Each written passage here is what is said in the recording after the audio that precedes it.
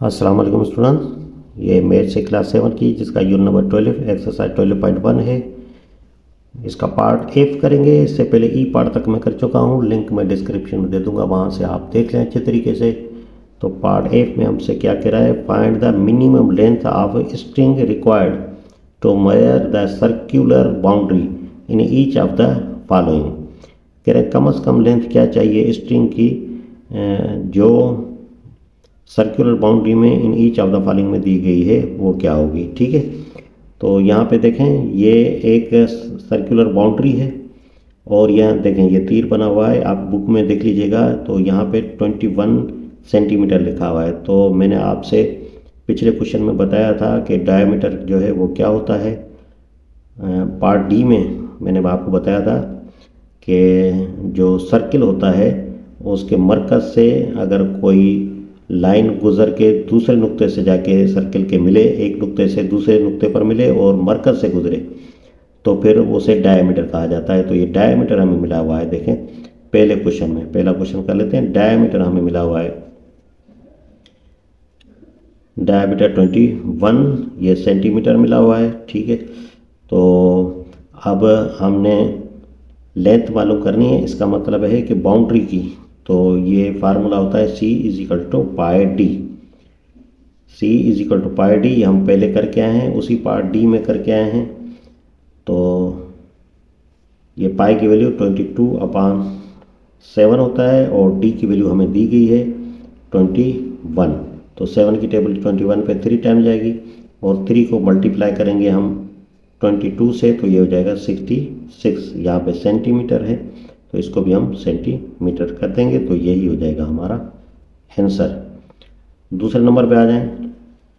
दूसरे नंबर पे जो डायमीटर है वो दिया गया है 56 सेंटीमीटर।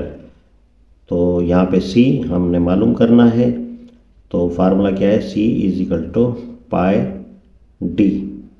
तो पाई की वैल्यू हमें पता है कि ये 22/7 होता है और डी हमें दिया गया है 56। तो 7 की टेबल 56 पे 8 टाइम जाएगी और जब 22 को हम 8 से मल्टीप्लाई करेंगे तो 8 टू द 7 ये 16 हासिल 1, 8 टू द 16 एंड 1 17। तो ये 176 हो जाएगा ये सेंटीमीटर। तो बस यही हो जाएगा हमारा आंसर। तीसरे नंबर पे आ जाएं। तीसरे नंबर पे हमें दिया गया है 1.4 मीटर। तो ये डी जो दिया गया है ये दिया गया है 1.4 मीटर और इस बाउंड्री की लेंथ मालूम करनी है। ठीक है, तो ये क्वेश्चन मार्क हो जाएगा। तो C इजिकल टू ये हो जाएगा पाई डी। तो पाई की वैल्यू हमें पता है कि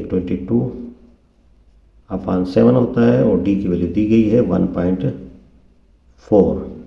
तो 7 की टेबल जा रही है यहाँ पे, ये देखें नहीं जा रही। 1 पे तो 0, फिर पॉइंट का पॉइंट, ये 4 इस तरफ आ जाएगा तो कितने हो जाएंगे, ये हो जाएंगे 14। 14 पे 7 की टेबल 2 टाइम।